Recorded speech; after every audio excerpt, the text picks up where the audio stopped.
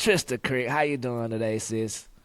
You know, Juju, we're going through the ups and downs of my cycle today, but we are Delicious. cycling on the up.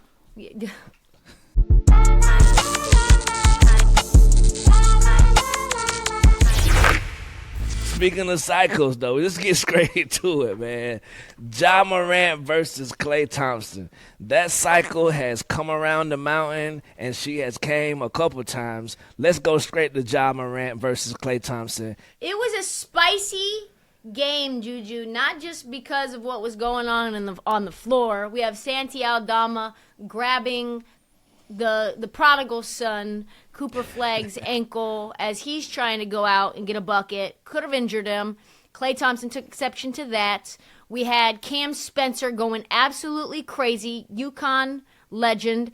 Then Cam Spencer's doing his presser, and Ja Morant in street clothes is like, who was the best shooter on the floor today? Not bruh from Golden State.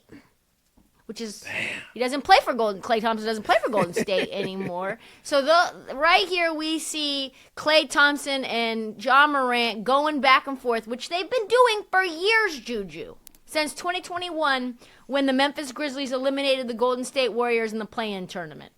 They had to be separated, and a lot of reporters wanted to know what Klay Thompson, the old grumpy man yelling at clouds who dates Megan Thee Stallion, has to say about Ja Morant always talking that talk.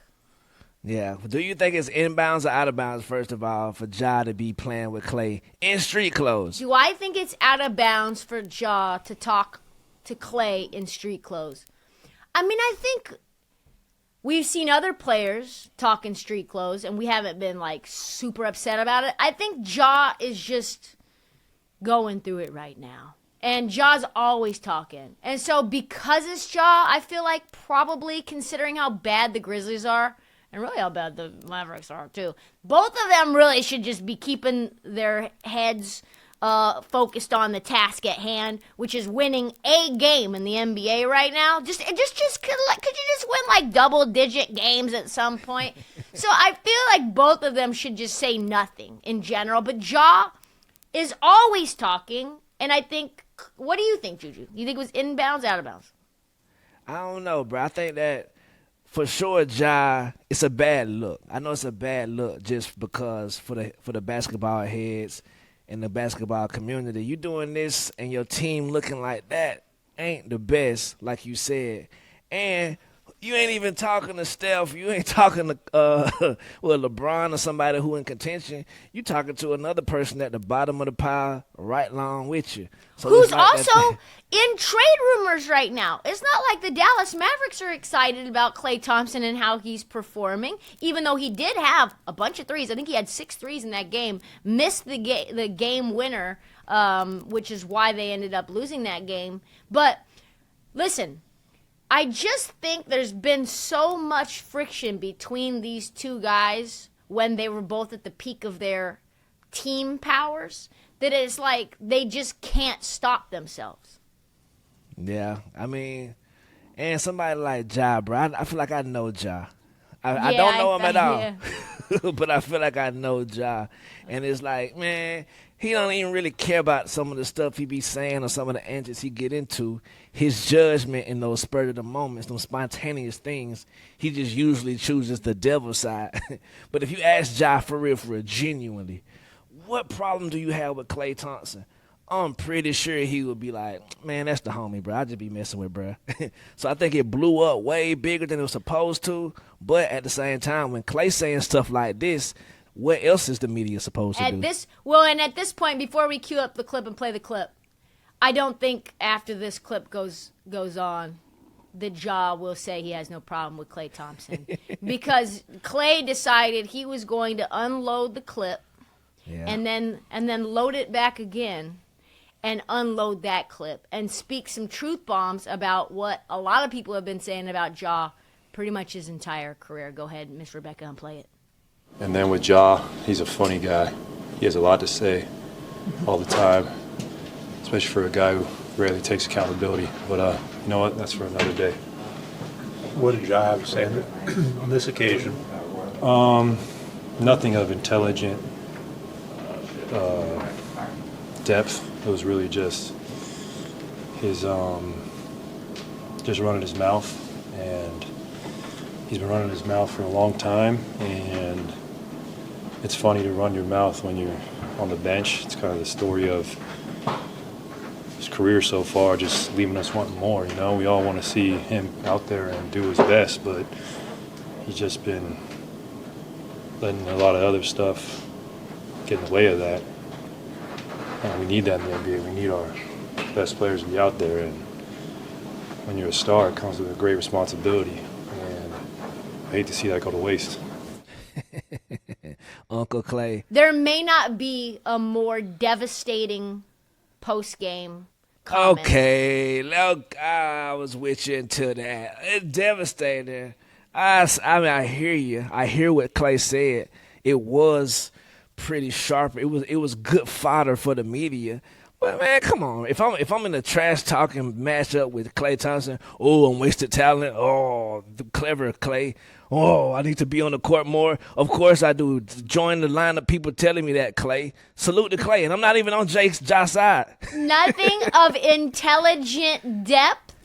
He's just yapping his mouth from the bench like is so reminiscent of Ja's whole career, which is doing a lot of talking and a lot of nothing on the court. Holy shit. And if you're the Memphis Grizzlies, you're like, you know what? Let's just get rid of him. I think you're right. Grizzlies have that right to feel that way, but not because of this.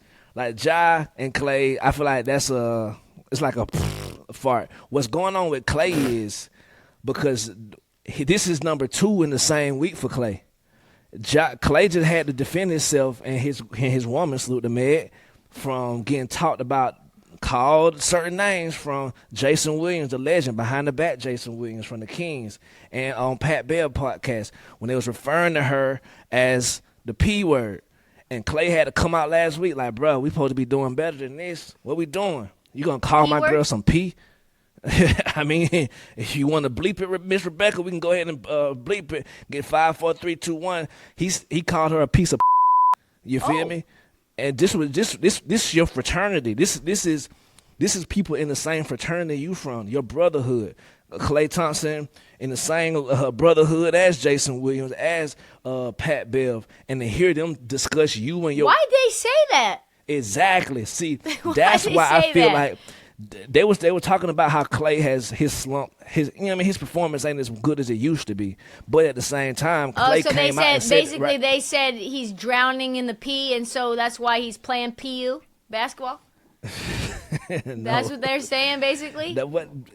I ain't saying. I don't know what they said. They were connecting him sleeping with Megan in terms of why he's been asked. Let me tell you this right now for those in the fraternity. Before Klay Thompson was drowning in Megan Thee Stallion, he was playing like ass. Okay? Get it right. It has nothing to do with it. He just is happier now and also still playing like ass. Do not put Megan in his place. She's not a Kardashian. She's an accomplished artist. And don't be with Megan Thee Stallion right now.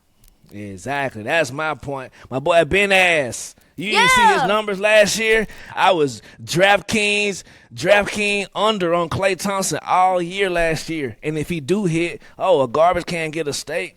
That's what you're supposed to be mad at. You feel me? But they letting all this other stuff get in the way, and I see through it. So he upset at Ja a little bit, but he really upset with how lashing this year out. Is going. He's lashing out at the fraternity. Mm-hmm. And Ja is in the fraternity, and he disappointing them.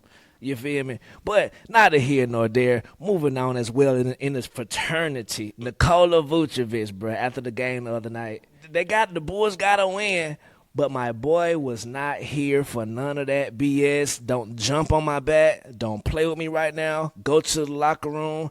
I know you, but not right now. Miss Rebecca, do you got that video for us? That's for last. What changed in that fourth quarter? My boy Vuce. We finally started playing, for 3 quarters, whatever. We were very soft. No resistance. Move, man. We gave no resistance. Come on, we gave no resistance. We didn't do anything that we talked about. Just play really soft. It was really bad. And then we played a little bit in the fourth. But, obviously we're happy we won, but it's, we can't keep doing this. It's not sustainable. We have to be better. Is there any benefit to being 7-4 in clutch games, though? Bro, I done been there hundreds of times, bro, where your homeboy is like all play and no seriousness, and you are here for nothing but seriousness and business. Get him out of here right now. I salute to his teammates for trying to hype him up, but I feel him, bro. We won dirty. You proud of this? Y'all proud of this, what we just did? Because I'm not. What you think, sis? I have so much more respect for Nikola Vucevic after I saw this clip. Yeah. Because what we just witnessed is like peeling. I'm demoing my basement right now. And when you pull off the walls and the ceiling, you see what the structure behind that wall looks like. You see the flaws. You see the spackle tool that got left up there. You see what's really going on. You see the rot. And what that was pulling back the onion to see the rot, the loser mentality that the Chicago Bulls as a culture have, which is that we are going to celebrate a 1-point win over the Washington Wizards. The future of the franchise, Matas Buzelis, is jumping up and down like an 8th grader, like they've beaten the defending champs. You've done absolutely effing nothing. You barely beat the Wizards, who have no one of any consequence on that team, and you're excited? This is why you guys are 40-42 or 42-40 every goddamn year. And Vucevic is having none of it, and I'm like, say Vooch. I think he needs to be the one to go to a place where he can be around winners, because the losing has seeped into the soul of the entire Chicago Bulls as an organization, and they are just happy with selling tickets. Yeah, and I think this is last year as well. I think Vucevic, man, he announced before the season started this is last year. So yeah, bro, he ain't on that nonsense, which is, it's a conundrum sometimes, because the message in life sometimes is, look, man, celebrate all your wins. A win is a win. But not against the damn Washington Bullets, bro. No. No, sir. Not the Washington Generals. The Washington Bullets. Not against Keyshawn George and them boys. Not against Alex Sarr and them boys. Not against the ghost of C.J. McCollum, if he's still on that team playing basketball in them boys. Right. Chris Middleton. Now, look. Just for the people out here, just in case tomorrow Chris Middleton starts dating Solange, I'm here to tell you, he has been asked for 2 years. It ain't Solange. It ain't insert here R&B singer, R&B diva. It's Chris Middleton. He ass over there, bro. I don't know what the hell happened to my boy. But let me say this right now for everybody to get it straight. There will be no universe where Chris Middleton is ever pulling Solange. Chris Middleton could be as good as Michael Jordan, but he would never pull Solange. And that comes from the besmircher, the truth bomber. I love you, Chris Middleton. Bruh, that's the end. That's the end. Bro, you hating on my dog. My boy can get Solange, bro. My boy, you don't think my boy handsome? No, I truthfully, Juju, think Chris Middleton could be the ugliest guy in the NBA. Yes. Oh, no, the besmircher is back. I didn't want to say it, but you put me in a corner, Juju. I don't think Chris Middleton is an attractive guy. Man, on that note, bro, thank y'all for pulling up on us, man. Chris Middleton, I know you watch this show all the time. We just playing. Listen, I love you, Chris. You can pull Solange. You can pull Beyonce if you wanted to. We just know you locked in. You got your old lady already. You feel me? What you got to say, besmirch? Listen, he's not well, unless he was rich like Jay-Z. Okay, look, y'all done this now. I was finna try to conclude the show, but put a picture of Chris Middleton up next to Jay-Z, and damn it, I promise they in the same. Look, yeah, exactly. And like that, we out of here. Thank y'all for tuning in. The last word, sis. Hey, Juju, if I don't see you, happy holidays. Go get yourself a tree, a little, and some decorations, and get into the spirit and make some of that Teeny's mac and cheese, maybe some mashed potatoes and gravy, and whatever else strikes your fancy. We don't celebrate around here. We celebrate Kwanzaa, Harambe, my sister. And like that, I'm just playing. We out of here. Merry Christmas. Happy holidays.